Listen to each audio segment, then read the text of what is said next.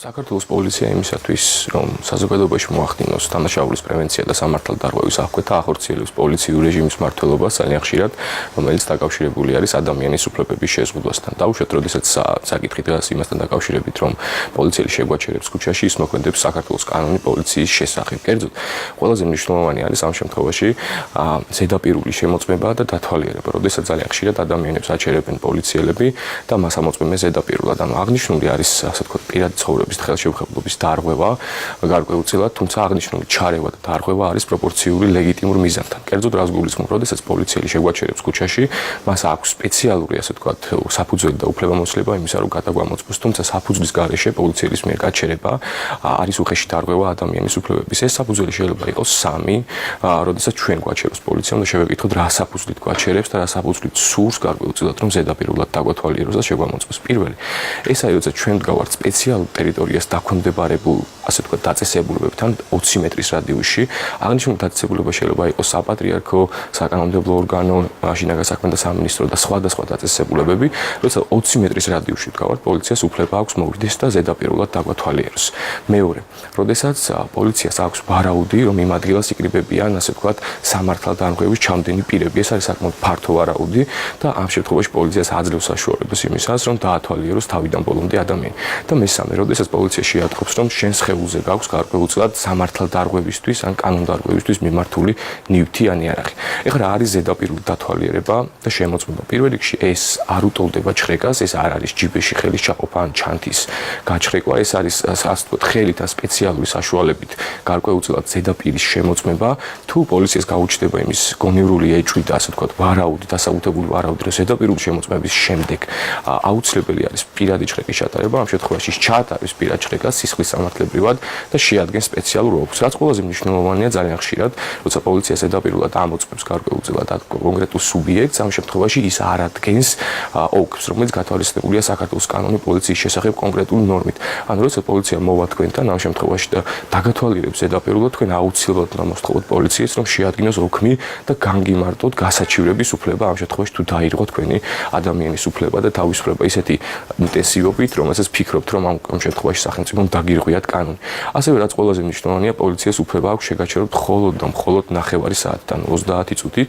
წინააღმდეგ შემთხვევაში თქვენ შეგიძლიათ გამოიძახოთ გენერალური ინსპექცია და დააფიქსიროთ, რომ დარღვევა იქნა ამ შემთხვევაში თუ 30 წუთზე მეტ ხანს იქნებით შეჩერებული პოლიციის მიერ. ხოლო ყველაზე მნიშვნელოვანია ამასთან დაკავშირებით იცოდეთ გენერალური ინსპექციის ნომერი, ეს არის 126. ამ შემთხვევაში შეგიძლიათ განაცხადოთ დამოუკიდებლად, დაუბრკოლებლად ადვოკატის გარეშე და მოითხოვოთ ადგილზე კონკრეტული ჯგუფის გამოძახება. შესაბამისად, უნდა გვახსოვდეს, რომ ზედაპირული დათვალიერება და შემოწმება არ არის შხრეკა, ეს არის, რა თქმა უნდა, ადამიანის უფლებებში ჩარევა, თუმცა არა ისეთი, ასე ვთქვათ, ინტენსივობით, რომ სასამართლო კონტროლი გაიაროს. შესაბამისად, ყველა ადამიანი გარკვეულწილად ვალდებულია, რომ აღნიშნული ღონისძიებები განახორციელოს თუნდაც გენერალურ ინსპექციაში თუ მიხვდება და ნახავს და დააკვირდება, რომ პოლიცია არღვევს მის უფლებებს. რაც შეეხება ფოტოსურათის გადაღებას, რომელიც არის ყველაზე მნიშვნელოვანი, ჩვენ ძალიან ხშირად ხვდებით ხოლმე საზოგადოებაში, როცა პოლიციელი აჩერებს კონკრეტულ ადამიანს და უღებს ფოტოსურათს. ჩნდება შეკითხვა, არის თუ არა ამ ფოტოსურათის გადაღება ლეგიტიმური, კანონიერი და ემსახურება თუ არა იმ ლეგიტიმურ მიზანს, რასაც ქვია დანაშაულის პრევენცია.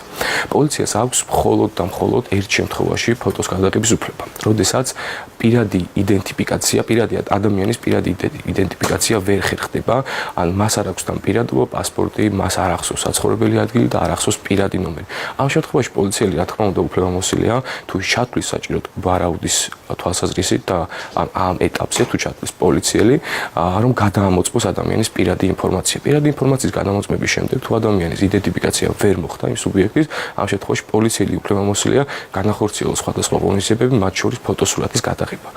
თუმცა თავდაპირველად ფოტოსურათის გადაღება ეს არ გვაქვს პერსონალური ინფორმაციის მოპოვებისა და შენახვის წესს. ძირითად შემთხვევაში პოლიცია ამ ფოტოსურათების გადაღებას იმ შემთხვევაში და იმ მოცემულობით იყენებს, როდესაც კონკრეტულ ადგილას ჩადენილია დანაშაული, ან უღებს, ასე ვთქვათ, საეჭვო სუბიექტებს ფოტოებს და შემდგომში მას დაზარალებულს ანახებს. ეს დადგენილი პრაქტიკის თანახმად ეს ეხება.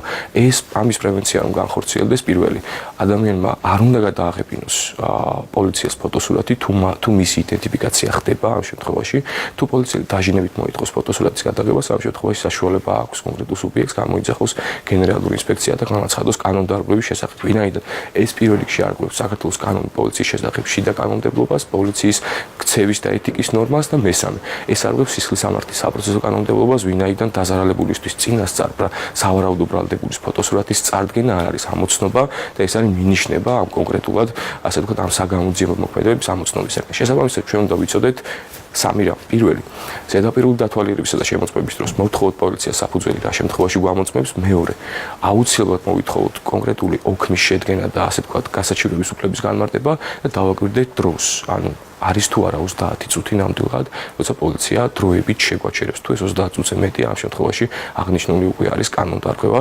შესაბამისად, ნებისმიერი ადამიანი ვალდებული აღნიშნული განაცხადოს გენერალურ ინსპექციაში და მოითხოვოს ამ კონკრეტული პოლიციელების ადმინისტრაციული, ანუ შიდა პასუხისმგებლობა, ან საერთოდ სისხლის სამართლებრივი პასუხისმგებლობა.